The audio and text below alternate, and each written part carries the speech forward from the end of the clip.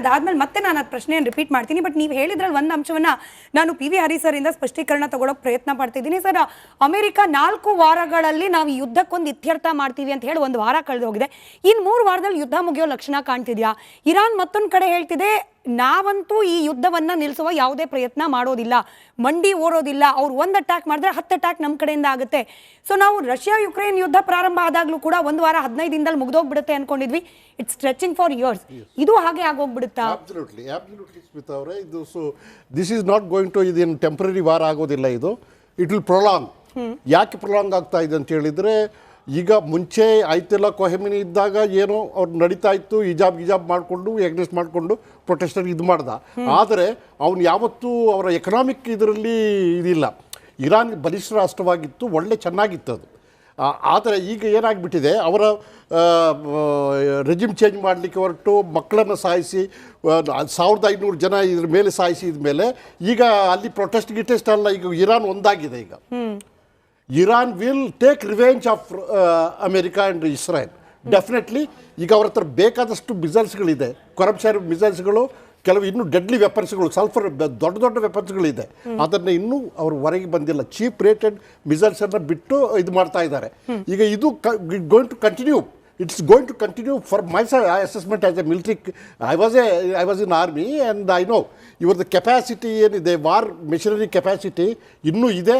They are going to fight till the last. ಅವರ ಒಂದು ಸ್ವಾಭಿಮಾನದ ಪ್ರಶ್ನೆ ಆಗಿಬಿಟ್ಟಿದೆ ಇರಾನ್ದು. So we have to suffer. ನಾವು ಸಫರ್ ಮಾಡಲೇಬೇಕು. ನಾವು ಇಂಡಿಯಾ ಒಬ್ಬರೇ ಅಲ್ಲ, ಎಲ್ಲರೂ ಸಫರ್ ಮಾಡಲೇಬೇಕು. As far as the India is concern, ನಾನು ಎಲ್ಲರೂ ಬೇರೆ ಸೋಷಿಯಲ್ ಮೀಡಿಯಾದಲ್ಲಿ ನೋಡ್ತಾರೆ, ಇಂಡಿಯಾ ವಿಲ್ ಈ ಪೆಟ್ರೋಲ್ ಪ್ರೈಸಸ್ಗಳು, ಗ್ಯಾಸ್ ಇವೆಲ್ಲ ಸ್ಥಿರವಾಗಿ ಇಡಲಿಕ್ಕೆ ಮ್ಯಾನೇಜ್ಮೆಂಟ್ ಆದಷ್ಟು ಮಾಡ್ತಾ ಇದ್ದಾರೆ.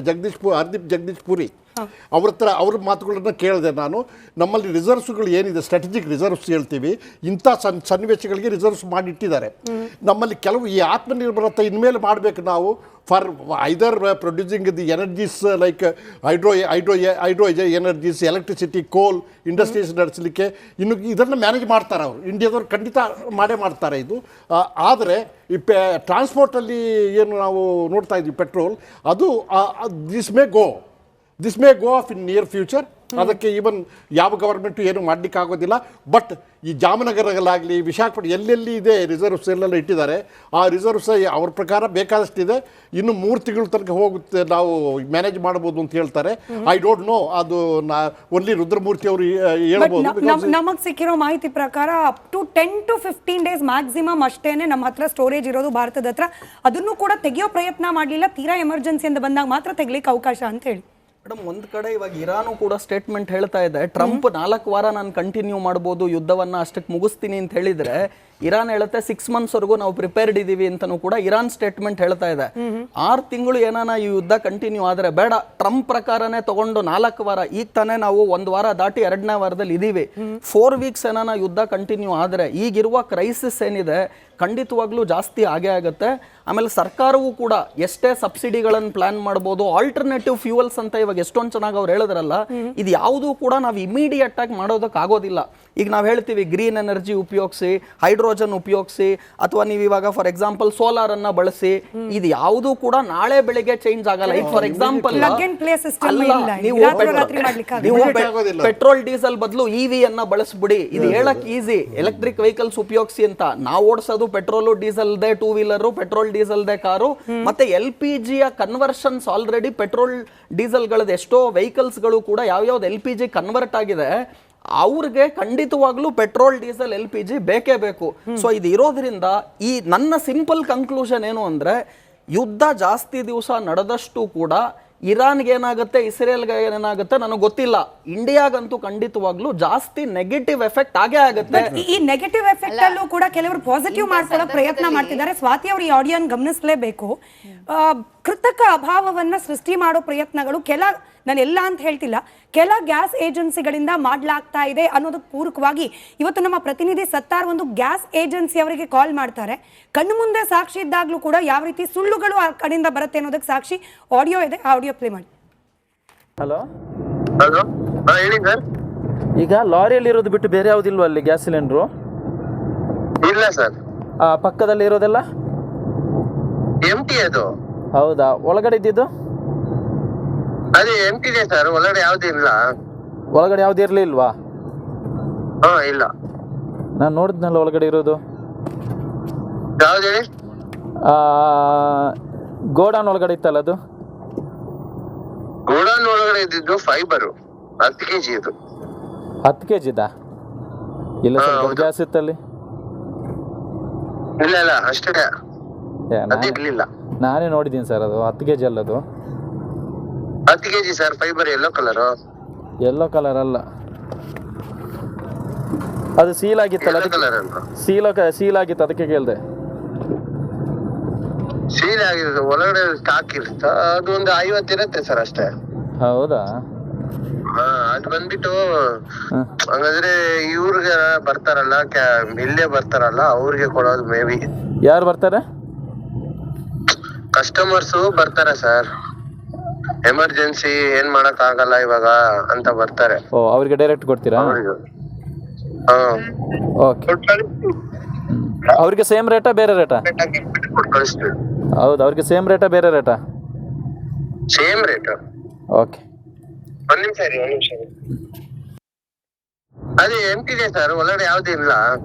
ಒಳಗಡೆ ಯಾವ್ದು ಇರ್ಲಿಲ್ವಾ? ಎಂಟಿ ಸಿಲಿಂಡರು ಯೆಲ್ಲೋ ಕಲರು 10 kg ಅಂತಂದ್ರು. ಬಟ್ ಗೋಡೌನ್ ಒಳಗಡೆ ನಮ್ಮ ಪ್ರತಿನಿಧಿ ಚಿತ್ರೀಕರಿಸಿರೋದು ಇದು ಡೊಮೆಸ್ಟಿಕ್ ಯೂಸೇಜ್ಗೆ ಬಳಕೆಯಾಗುವ ಸಿಲಿಂಡರ್ಗಳ. ಸ್ವಾತಿ, ನಾನು ಏನು ಕೇಳಿಕ್ಕೆ ಹೊರಟಿದ್ದೀನಿ ಅಂದರೆ, ಆಯಿತು, ಕೇಂದ್ರ ಸರ್ಕಾರದ ಜವಾಬ್ದಾರಿ ಕೆಲವೊಂದಷ್ಟನ್ನು ನೀವು ಪಟ್ಟಿ ಮಾಡಿದ್ರಿ, ನಾವು ಒಪ್ಕೊಳ್ತಾ, ರಾಜ್ಯ ಸರ್ಕಾರಗಳು ಕೂಡ ಇಂಥ ಪರಿಸ್ಥಿತಿಯಲ್ಲಿ ಜವಾಬ್ದಾರಿಯನ್ನು ಮೆರಿಬೇಕಾಗುತ್ತೆ. When we know that there can be a situation like this, ರಾಜ್ಯ ಸರ್ಕಾರಗಳು ಕೂಡ ಇಂಥ ಕಳ್ಳಾಟಗಳಿಗೆ ಬ್ರೇಕ್ ಹಾಕುವ ಜವಾಬ್ದಾರಿಯನ್ನು ಸ್ವಯಂ ಪ್ರೇರಿತವಾಗಿ ತೆಗೆದುಕೊಳ್ಬೇಕಾಗತ್ತೆ. ಇಲ್ಲ, ನಾವು ಆಗಿದ್ದಾಗಲಿ ಕೇಂದ್ರ ಸರ್ಕಾರವನ್ನು ಬ್ಲೇಮ್ ಮಾಡ್ತೀವಿ, ಆಗಿದ್ದಾಗಲಿ ನಾವು ಮೋದಿಯನ್ನು ಬ್ಲೇಮ್ ಮಾಡ್ತೀವಿ, ಹಿಂಗಾಗ್ಬಿಟ್ಟಿದೆಯಾ ಪರಿಸ್ಥಿತಿ ಅಂತ. ಸ್ಮಿತಾ ಅವರೇ, ಆವಾಗಲೇ ಮೋಹನ್ ವಿಶ್ವ ಅವರು ಹೇಳ್ತಾ ಇದ್ರು, ಇದೊಂದು ಟೆಂಪ್ರವರಿ ಅಭಾವ, ಇದನ್ನು ಸೃಷ್ಟಿ ಮಾಡ್ತಾ ಇರುವಂಥದ್ದು ಎಲ್ಲೆಲ್ಲಿ ಕಾಂಗ್ರೆಸ್ ಸರ್ಕಾರ ಇದೆಯೋ ಅಲ್ಲಿ ಮಾತ್ರ ಅಂತ. ಬಹುಶಃ ಮೋಹನ್ ವಿಶ್ವ ಅವರಿಗೆ ಬೇಸಿಕ್ ಮಾಹಿತಿ ಕೊರತೆ ಇದೆ ಅನಿಸುತ್ತೆ. ಅದನ್ನು ನಾನು ಎಕ್ಸ್ಪ್ಲೇನ್ ಮಾಡಿಬಿಡ್ತೀನಿ. ನೀವೇನಾದರೂ ಒಂದು ಗ್ಯಾಸ್ ಏಜೆನ್ಸಿ ಹಾಕಬೇಕು ಅಂದರೆ, ಒಂದು ಪೆಟ್ರೋಲ್ ಪಂಪ್ ಹಾಕಬೇಕು ಅಂದರೆ, ನಾವು ಹೇಗೆ ರಾಜ್ಯ ಸರ್ಕಾರದಿಂದ ಯಾವುದೋ ಒಂದು ಕೆಲಸ ಆಗಬೇಕು ಅಂತಂದರೆ ಟೆಂಡರ್ ಕರಿತೀವಿ, ಅದೇ ರೀತಿ ಕೇಂದ್ರ ಸರ್ಕಾರದಿಂದ ಪೆಟ್ರೋಲ್ ಮಿನಿಸ್ಟ್ರಿಯ ಅಂಡರಲ್ಲಿ ಅವರು ವಾರ್ಷಿಕವಾಗಿಯೋ ಅಥವಾ ಎಲ್ಲೆಲ್ಲಿ ಅವಶ್ಯಕತೆ ಇದೆಯೋ ಅಲ್ಲಿ ಒಂದು ಟೆಂಡರ್ ಅಂತ ಹೇಳಲ್ಲ, ಅದೊಂದು ಸ್ಕೀಮ್ ಅಂತ ಬಿಡ್ತಾರೆ. ಇಷ್ಟಿಷ್ಟು ಅವಶ್ಯಕತೆ ಇದೆ, ಸೊ ಇಲ್ಲಿ ಏಜೆನ್ಸಿಗಳು ಓಪನ್ ಆಗುತ್ತೆ ಅಥವಾ ಪಂಪ್ಗಳು ಓಪನ್ ಮಾಡಬಹುದು ಅಂತ. ಸೊ ಕೇಂದ್ರ ಸರ್ಕಾರನೇ ಸಬ್ಸಿಡಿಯಲ್ಲಿ ಅವರಿಗೆ ಲೋನ್ ಕೊಟ್ಟು ಜಾಗವನ್ನ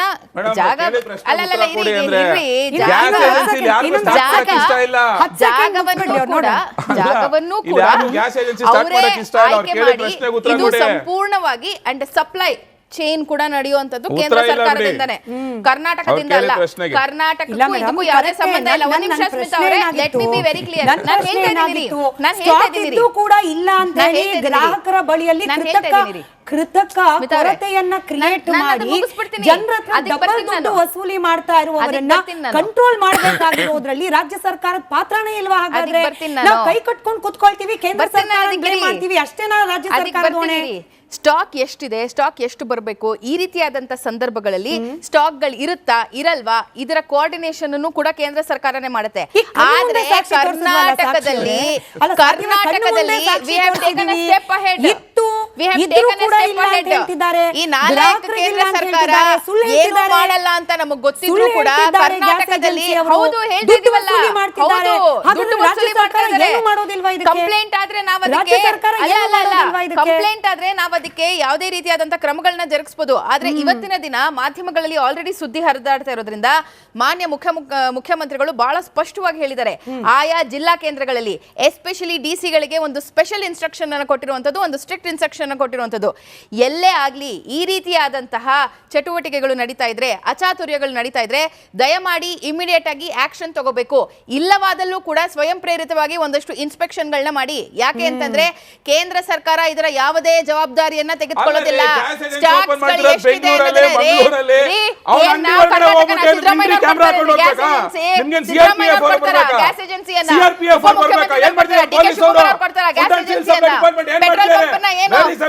ಮಲ್ಲಿಕಾರ್ಜುನ್ ಖರ್ಗೆ ಅವ್ರು ಬರ್ತಾರೆ, ರಾಹುಲ್ ಗಾಂಧಿ ಅವ್ರು ಬರ್ತಾರೆ. ಏನ್ ಮಾತಾಡ್ತಾ ಇದ್ದೀರಾ? Basic ಗೊತ್ತಿದ್ರೆ ಮಾತಾಡ್ಬಿಡಿ, ಬಿಡಿ ಮೋಹನ್ ವಿಶ್ವ ಅವರೇ.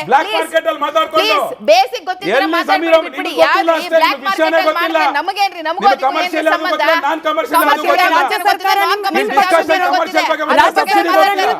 ಅದ್ರ ಬಗ್ಗೆ ಮಾತಾಡ್ತಾರೆ. ಸ್ವಾತಿ ಅವರೇ, ರಾಜ್ಯ ಸರ್ಕಾರ ಕೇಂದ್ರ ಸರ್ಕಾರದಿಂದ ಆಗೋದು. ನೀವೇನ್ ಮಾಡ್ತಾ ಇದ್ದೀರಿ? ಒಂದೇ ಒಂದು ಪೆಟ್ರೋಲಿಯಂ ಮಿನಿಸ್ಟ್ರಿಯಿಂದಾಗ್ಲಿ ಅವ್ರು ಯಾವ್ದೋ ಒಂದು ಫೈಲ್ಗಳಲ್ಲಿ ನಿರತರಾಗ್ಬಿಟ್ಟಿದ್ದಾರೆ. ಹರ್ದೀಪ್ ಸಿಂಗ್ ಪುರಿ ಅವರು ಬಿಡಿ, ಅವ್ರಿಗಂತೂ ಯೋಚನೆನೇ ಇಲ್ಲ. ಯಾವ ಕ್ರೂಡ್ ಆಯಿಲ್ ಬಗ್ಗೆನೂ ಅವ್ರಿಗೆ ಚಿಂತೆ ಇಲ್ಲ, ಏನ್ ನಡೀತಾ ಇದೆ ದೇಶದಲ್ಲಿ ಅಂತಾನೂ ಅವ್ರಿಗೆ ಗೊತ್ತಿಲ್ಲ. ಮೀಟಿಂಗು ಟ್ವೀಟ್ ಮಾಡಿದ ತಕ್ಷಣ